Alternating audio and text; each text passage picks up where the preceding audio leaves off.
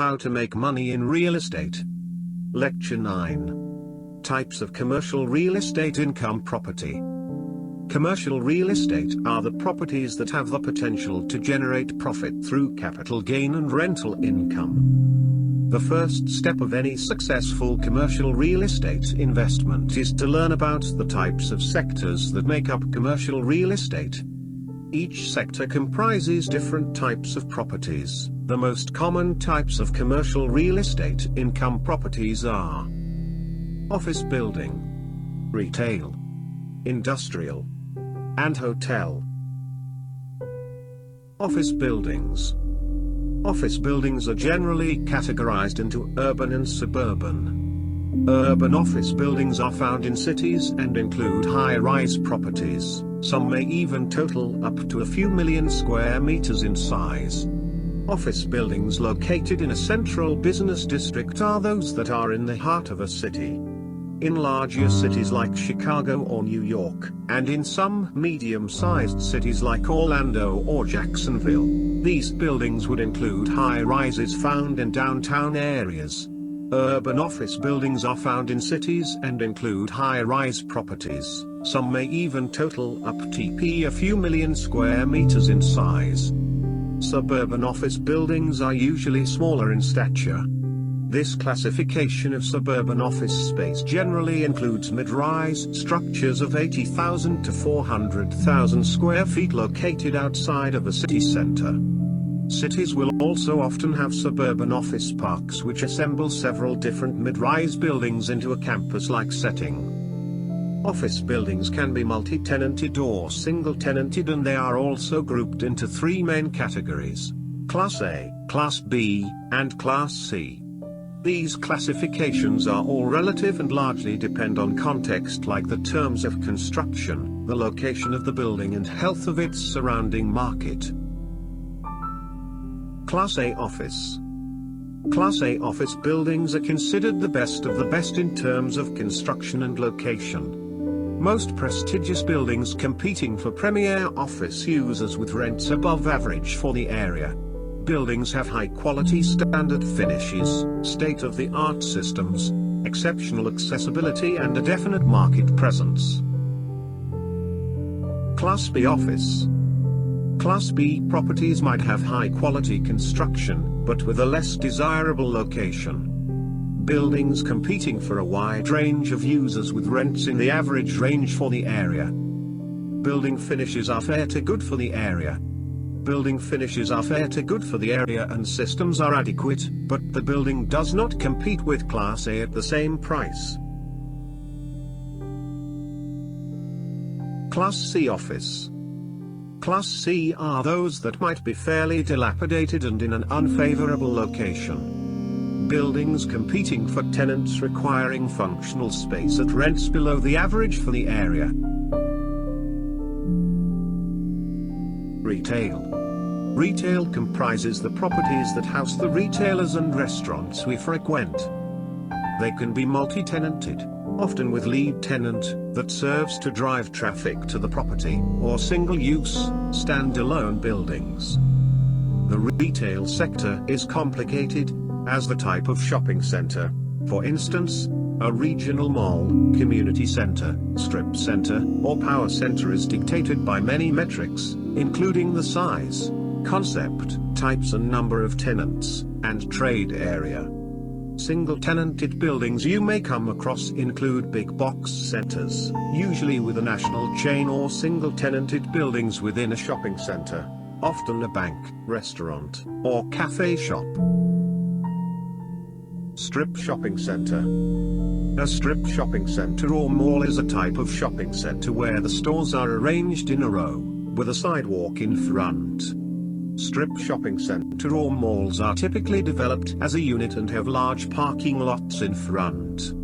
Many of them face major traffic arterials and tend to be self-contained with few pedestrian connections to surrounding neighborhoods. Strip centers are smaller retail properties that may or may not contain anchor tenants. An anchor tenant is simply a larger retail tenant which usually serves to draw customers into the property. Examples of anchor tenants are Walmart, Publix, or Home Depot. Strip centers typically contain a mix of small retail stores like Chinese restaurants, dry cleaners, nail salons, and so on. Outdated strip centers with high vacancy rates and low traffic are suffering as soft goods retail contracts. Demand for strip center space can grow along with the changing retail landscape. Engaging an architect with rich retail experience to carefully plan and upgrade facilities will help attract a healthy mix of tenant types. Community retail center are normally in the range of 150,000 to 350,000 square feet. Multiple anchors occupy community centers, such as grocery and drug stores. Additionally, it is common to find one or more restaurants located in a community retail center. Power Center generally has several smaller, inline retail stores, but is distinguished by the presence of a few major box retailers, such as Staples, Best Buy, etc. Each big box retailer usually occupies between 30,000 to 200,000 square feet, and these retail centers typically contain several out parcels. Most larger retail centers contain one or more out parcels, which are parcels of land set aside for individual tenants such as fast food restaurants or banks. Regional shopping mall. A shopping mall is a term for a large indoor shopping center, usually anchored by department stores. The term mall originally meant a pedestrian promenade with shops along it, but in the late 1960s, it began to be used as a generic term for the large enclosed shopping centers that were becoming commonplace at the time. The regional shopping center provides a full range of shopping services comparable to those found in a small central business district.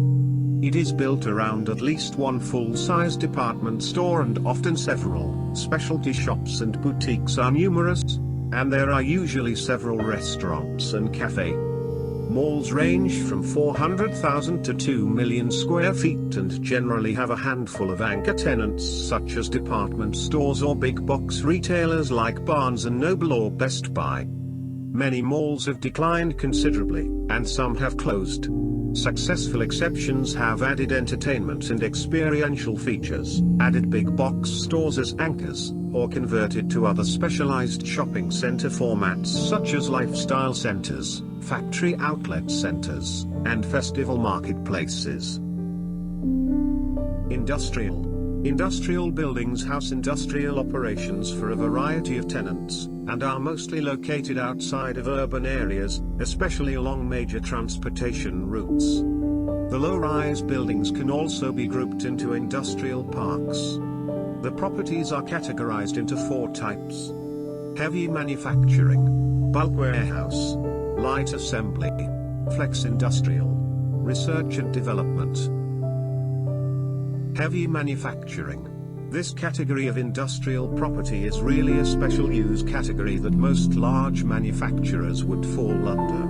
These buildings are heavily customized and house machinery manufacturers need to operate and produce goods and services. Bulk warehouse.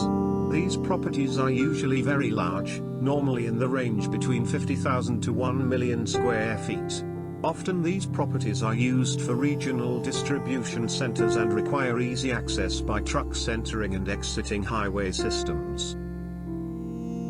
Light assembly. These structures are much simpler than heavy manufacturing properties, and usually can be easily reconfigured. These aren't as customized, and typical uses include storage, product assembly, and office space. Flex industrial. Flex space is an industrial property that can be easily converted. These properties contain a mix of both industrial and office space. Research and development facilities are a specialized type of industrial hotel. The hotel sector covers establishments providing accommodations, meals, and other services for travelers and tourists. The hotels may be independent, or flagged. The latter means it is part of a major hotel chain, such as a Marriott or Sheraton. Hotels are classified according to the hotel size, location, target markets, Levels of service, facilities provided, number of rooms, ownership and affiliation etc. Real Capital Analytics splits them into 4 basic categories: limited service, full service, boutique, extended stay. Limited service. Hotels in the limited service category are usually boutique properties. These hotels are smaller and does not have room service, on-site restaurant, or convention space. Full service. Full-service hotels are usually located in central business districts or tourist areas and include the big-name flags like Four Seasons or Marriott. Includes room service and has on-site restaurant and other services. Boutique. Located in an urban or resort location, has full-service amenities, is not part of a national chain, and has fewer rooms.